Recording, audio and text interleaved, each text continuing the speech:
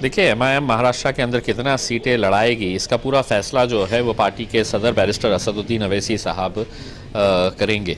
हम अपनी तौर के ऊपर हमने पूरी रिपोर्ट महाराष्ट्र के ताल्लुक से बना के दे दी थी। वंचित बहुजन आघाड़ी के साथ जब हमारा गठबंधन हुआ था, उसी वक्त हमारी कोशिश थी कि हम कुछ सीटों के ऊपर लड़ेंगे, लेकिन बैरिस्टर असदुद्दीन अवैसी साहब ने फिर ये फैसला लिया था कि अगर बाड़ा साहब को कांग्रेस मान सम्मान देती है तो हम पीछे हट जाएंगे। लेकिन नतीजा ये हुआ कि उसके बाद उन्होंने ये फैसला कर लिया कि हम नहीं लड़ेंगे अगर आपको इज़्ज़त मिलती है तो। कांग्रेस और राष्ट्रवादी ने बाड़ा साहब को, वंचित आघाड़ी को और एमआईएम को अपनी ताकत दिखा दी, बल्कि अपनी हैसियत दिखा दी। उन्होंने कहा कि तुम सिर्फ 4 सीट की हैसियत है तुम्हारी, तो वो गठबंधन हुआ नहीं। उसके बाद लोगों का ये कहना था कि मजलिस ने भी कुछ सीटों के ऊपर चुनाव लड़ना, और ख़ास तौर से औरंगाबाद के ताल्लुक से बहुत मांग की जा रही थी, क्योंकि स्वाभाविक है कि हमारे पास यहाँ पर एक एमएलए है, 25 हमारे कॉरपोरेटर्स है, हम विरोधी पक्ष में है महानगर पालिका के अंदर, तो ऐसी सूरत के अंदर लोगों की भावनाएं स्वाभाविक थी। लेकिन जो भी है, हम अपनी भावनाएं असद साहब के पास तक पहुंचा दिए हैं। असद साहब जो फैसला करेंगे वो हमें कबूल। आपकी असद साहब से मुलाकात भी हुई, 2 दिन आप हैदराबाद में थे जी, उसके बावजूद औरंगाबाद की सीट के ताल्लुक से कोई ऐलान नहीं हो रहा। लोगों में जुस्तजू है जानने की। जी, मैं खुद जानता हूँ कि सिर्फ ये औरंगाबाद की सीट का मामला नहीं रहा है। मैं समझता हूँ कि पूरे महाराष्ट्र के लोगों की नज़र लगी हुई है कि एमआईएम आखिर सीट कहाँ से लड़ेगी, एमआईएम का डिक्लेयर क्यों नहीं हो रहा है। हम तो ये समझते हैं कि ये वंचित बहुजन आघाड़ी जब बनी थी तो बड़ी उम्मीदें हमें भी थी, और हम चाहते थे, और आज भी हमारी ये ख्वाहिश है कि अगर औरंगाबाद से अगर बाड़ा साहब अम्बेडकर ख़ुद अगर इलेक्शन लड़ते तो हम पूरी ताकत उनके लिए लगाते। बल्कि हम तो उनको ये कहेंगे कि आप आइए से फॉर्म भर के चले जाइए और इलेक्शन के दिन आइए। लेकिन अगर वो नहीं लड़ते हैं तो दूसरा अगर कोई कैंडिडेट है तो आप औरंगाबाद से चुनिएगा, वो किसी भी समाज का होने दीजिएगा, हम पूरी ताकत के साथ लड़ें। लेकिन हुआ ये कि आप बाहर से किसी कैंडिडेट को लेकर आए हैं, लोगों के अंदर नाराज़गी है। लोग कह रहे हैं कि साहब, मजलिस को हमने यहाँ पर इतनी मेहनत से लेके आए हैं, इतना सब लोगों ने ये किए है असद साहब का चेहरा देखकर। तो ऐसी सूरत में कुछ नाराज़गियाँ थी, वो नाराज़गियाँ भी हमने असद साहब को बता दिए हैं। तो क्या एमआईएम की तरफ से औरंगाबाद को उम्मीदवार मिलेगा?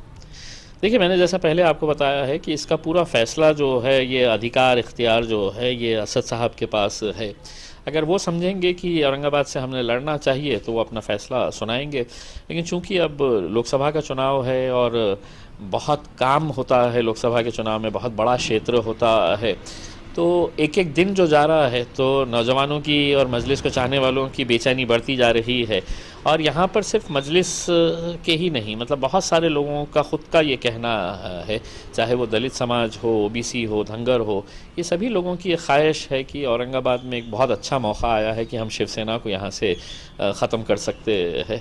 औरंगाबाद की आवाम इम्तियाज़ जलील को उम्मीदवार के तौर पर देखना चाहती है, इस तरह के मुतालबात भी हो रहे हैं। देखिए, ये स्वाभाविक है कि मैं चूँकि औरंगाबाद शहर का एमएलए हूँ, तो नौजवान लड़कों को लगता है कि ये मजलिस का चेहरा है महाराष्ट्र के अंदर या औरंगाबाद के अंदर। तो जब उनसे राय ली जाती है कि आप किसको देखना चाहेंगे, तो उनकी ख्वाहिश है कि एमएलए इम्तियाज़ जलील साहब को।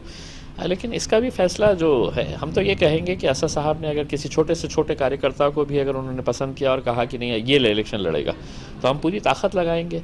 अगर असद साहब कहते हैं कि नहीं, अब आपने असेंबली 5 साल कर लिया है, लोकसभा आ जाइए 5 साल के लिए, तो हम वहाँ चले जाएंगे। अगर असद साहब कहा कि नहीं अब कुछ नहीं होगा उसके अंदर, तो घर पर बैठेंगे। क्या इम्तियाज़ जलील साहब अवामी ख्वाहिशों के एहतराम में कोई बड़ा फैसला लेंगे? देखिए, मजलिस को चाहने वाले यहाँ पर हज़ारों लाखों की संख्या के अंदर लोग हैं। महाराष्ट्र भर से लोगों का ऐसी ख्वाहिश है कि अगर औरंगाबाद से मजलिस अगर इलेक्शन लड़ती है तो हर जगह का यूनिट ये सोच रहा है कि हम औरंगाबाद में आएंगे, 10-10 दिन, 15-15 दिन यहाँ पे गुजारेंगे, पूरी मेहनत करेंगे शिद्दत के साथ। तो एक लगाव लगा हुआ है, और इतने सारे लोगों को मायूस कैसे किया जाए, मैं ख़ुद इस दुविधा के अंदर हूँ अगर पार्टी फ़ैसला नहीं लेती है तो। लेकिन उसके बावजूद भी मैं यही कहना चाहूँगा कि हम उम्मीद करते हैं कि इंशाल्लाह असद साहब जो भी फ़ैसला लेंगे वो मजलिस के नौजवानों के और उनके फॉलोअर्स की भावनाओं को देखते हुए वो फ़ैसला लेंगे। शुक्रिया।